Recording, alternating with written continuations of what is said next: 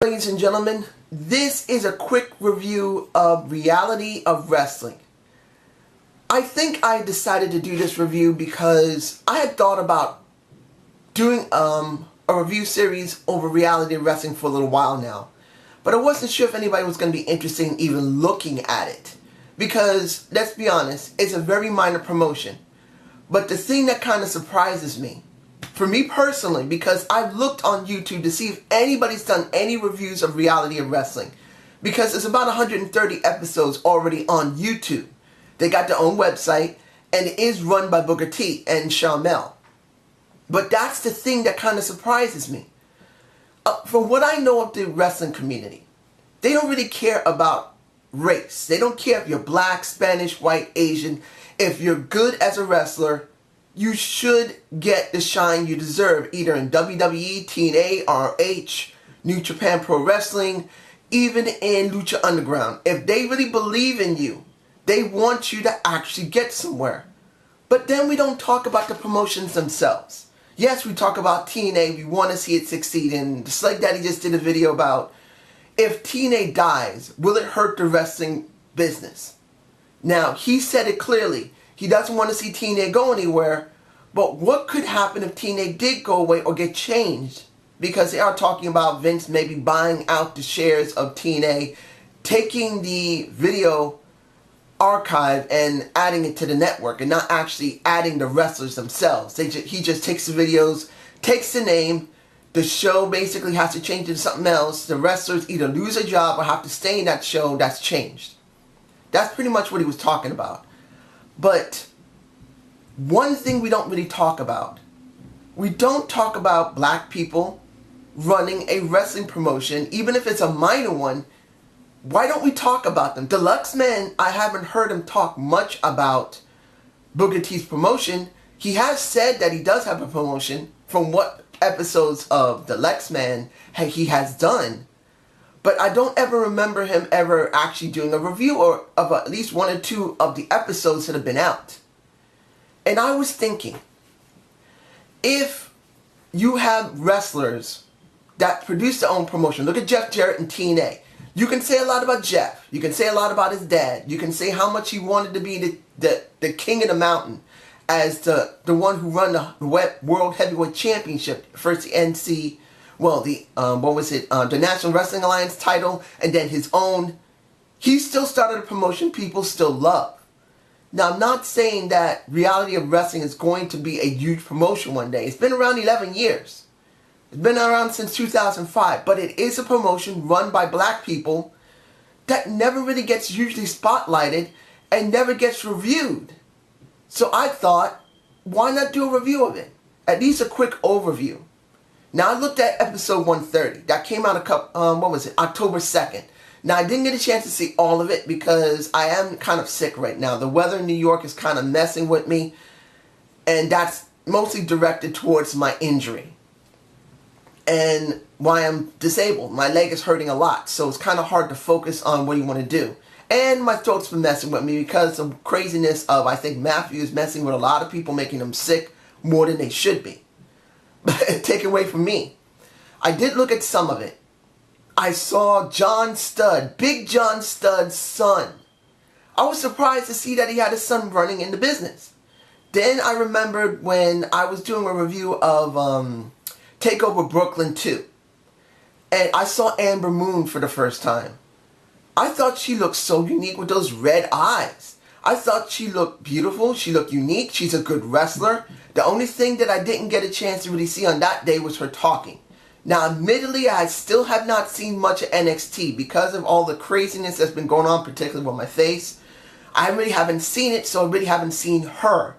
Not saying she's a bad wrestler or anyone at NXT because I still love Samoa Joe. I want to see Bobby Roode. I understand Eric Young is not there. Austin Aries is still there. Shinsuke Nakamura is there. I want to see those people when I get a chance to really sit down and watch the product more often. But it's still good to see that Amber Moon is there. And there might be other people that came up from Reality Wrestling that is now there. So seeing this makes me wonder, How many people from reality wrestling that did well enough and seemed to be polished enough to actually move to NXT that can go to the main roster? So I'm thinking, John Studd may actually go to the roster. There's a guy named X, wears a mask. There's no guarantee that he's even white, Mexican. He may be black under that mask. You don't know. There could be a lot of people from reality wrestling that may come up to the main roster, and I'm actually kind of interested in seeing what's going to happen. I don't know if I'll do a full review of this, because it's going to depend if anyone's interested in just this overview of reality wrestling. And basically speaking, how is the promotion itself? Because I did talk about the people who did go to NXT and who's there, at least one person who's there, since I don't know the people there. How is the promotion itself?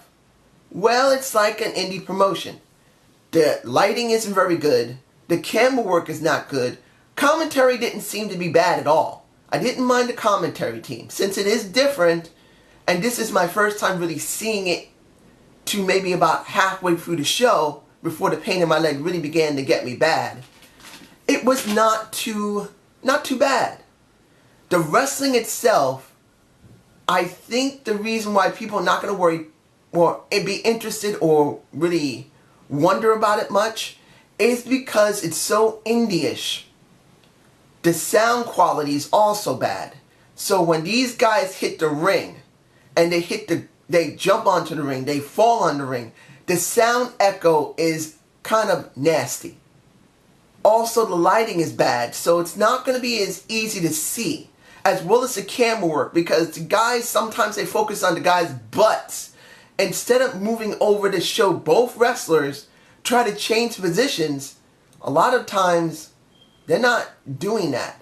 And the wrestlers themselves, they are not all of them polished. Many of them are still just starting out. Many of them have been there for maybe a couple of years. Maybe even a few of them have been doing this for almost a decade. But the thing is that even though they do that, they're thinking, well, I'm on this show and I'm just going to make a couple of bucks and I really won't focus. But for the few that do care, and I saw at least one Mexican wrestler wearing full Mexican mask and attire, he seemed very polished. Seeing that, I can't remember who it was, but it was Carlito. Even though he isn't in reality of wrestling, as far as I know, he's not. I haven't looked at the website. But if Carlito is there, I'm actually interested in seeing it. I think he might be from WWC, which is World Wrestling Council. So I don't know if he actually is in reality wrestling. They did do a special, I did look at it for about a minute or two, of Carlito in a special where House of Hardcore was actually teamed up with reality wrestling. They did a special. So I don't know if Carlito is part of reality wrestling. I'm hoping it is, and I should have checked, but like I said, I'm not feeling well. But I'm actually, if I see Carlito on reality wrestling, you're damn sure I'm going to watch reality of wrestling. Because when it comes down to it, I've always loved Carlito. And the way he looked on reality of wrestling, working with House of Hardcore, the guy is buffed. The guy looks like this. He looks super thick and muscled out. Could be roids. Could be that he worked his ass off to get really muscled. Something Primico and Epico might have been considered. They should have considered doing, because their own cousin looks better than they do.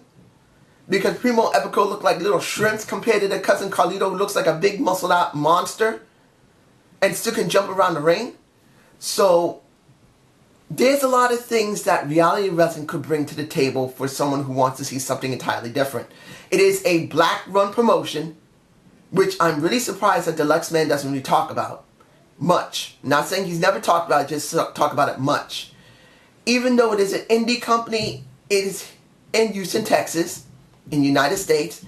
It is something that could be promoted that will bring them to WWE's attention, because Booker T is working with WWE as their on their panel, and something I'm sure he's doing something behind the scenes. So reality of wrestling is a good extra territorial promotion for WWE, where I really believe that could help them. And I'm actually kind of curious to see it. So I might actually watch it, but I want to know if you guys want me to do a review of it. So give me an idea. Do you think reality wrestling is worth watching on a constant basis and to do reviews of? So I hope you enjoyed the Zane's view. Please give me a comment below. I am going to be doing No Mercy. If I'm right, No Mercy is tonight. I'm going to be watching it. It's this Sunday, October 9th. I will be watching it, and I'll be doing a review of it later that night or early in the morning. Have a good day. Have a good night. Peace.